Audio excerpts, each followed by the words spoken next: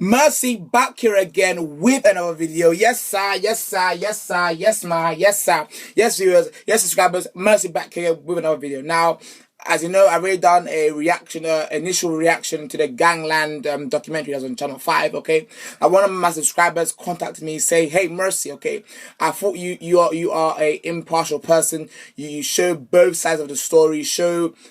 Behind the scenes, okay, but then in your viewpoint, in your first reaction, it was just so one-sided, okay. So this is the other side, okay. Although it was hard to find other points which makes the documentary look good, because me personally, I don't agree with it. I don't like it the way it shows everything. I don't really agree with it, me personally, okay.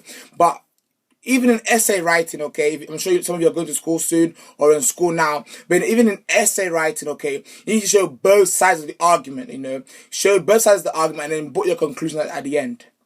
I help you pass your exams, ladies and gentlemen, okay? Now, one of the big things that people discussed or got angry about is that all gangs in the documentary was black. Why were all they black? Why were they black? Why, okay? Now, the maker or the producer of the whole Gangland thing, who was a guy called Paul Blake, okay, he's black himself.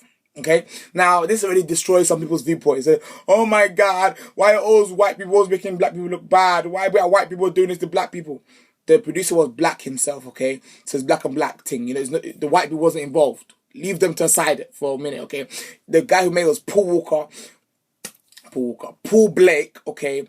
And Paul Blake is a black guy, okay? Now his initial, what he wanted to produce from this documentary is that, he wanted to give black youths a voice. He's London boy. He always said that, this the way that black boys are pictures that are being seen on BBC.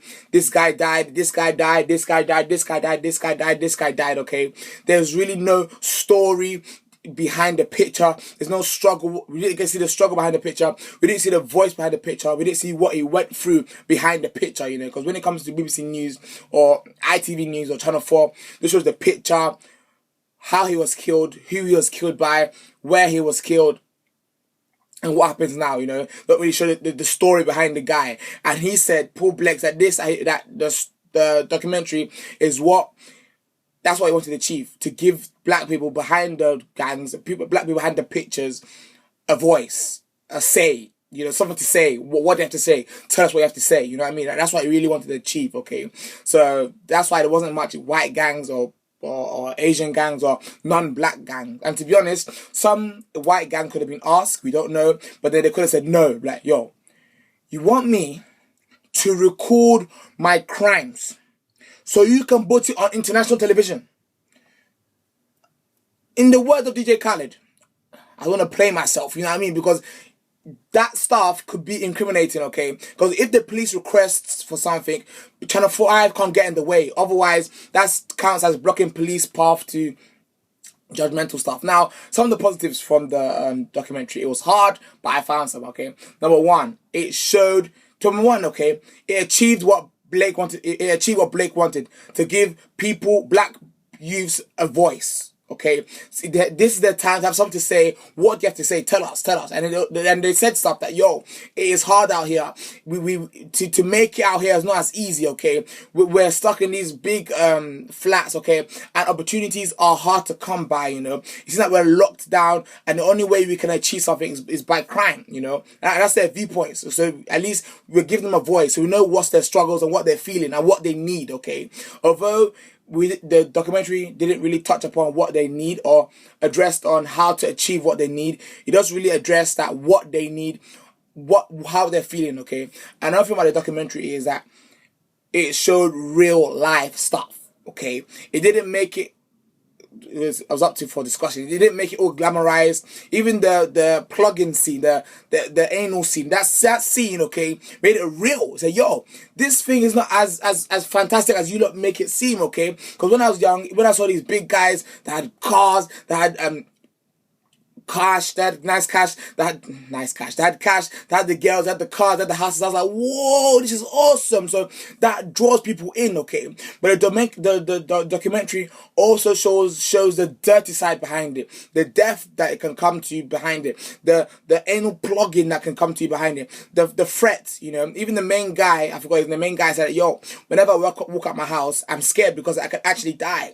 as a person in this kind of industry or this kind of business of selling drugs and doing this and doing this, you don't know who could be planning something against you, who's trying to kill you. Can you trust that guy? Can you trust that guy? Can you trust that guy? So it shows the realities, okay, of being in that life, to almost show to the little kids that, yo, before you actually enter this life, before you actually come into this life, before you want to say, yes, I'm in present, you have to show that, yo, you could die at any time, number one, okay? Number two, you don't know what's behind you. Number three, you don't know what's going to happen when you leave the door, you know? Some people, they know where they're going to go, they know what they're going to achieve. But some people, okay, the people in the video, like, yo, when I go outside, I don't know what's going to happen. I could die. Simple like that. And some people, and youth or 13, 12-year-olds, they didn't know that. When I was 12 and 13, and I saw all this guys with the cars, the cash, the girls, I was thinking, whoa. But if someone told me, like, yo, if you do that life, you can die at any time. If you do that life, it could be over at any time. The police can catch you, someone can snitch on you, be all over, you know. So that's really shows, that's what the documentary shows. I want the best thing from the documentary, the truth in it, you know, because it wasn't the journalists that interviewed the black, the youths or the people in the gang. It was, they were recording themselves. Okay, they were vlogging. They were actually becoming YouTubers. They were vlogging themselves. You know what I mean? So that's some of the positives that I could drag out of it. You know, but in all, something like that, yes, it gives people voices, but show a progression, okay? I started from here, okay? I started in the hood life, started in the gang life, and then I moved on. I was in the hood life, gang life, okay? Then I moved out of it. Now I'm in the white picket fence. I'm here. I've got my girl. I've got my daughter. I've got my son. I'm making business. I'm doing this. Just to show to the people that, yo, you might be inside of it, but the same way that this guy made it out of the hood, you can make it as well, you know. Give some kind of belief into them. Make them believe that, yo, I can make it out of this, you know. I can push myself out of it. Anyway, that's a few positive points I can get out of it. I've tried.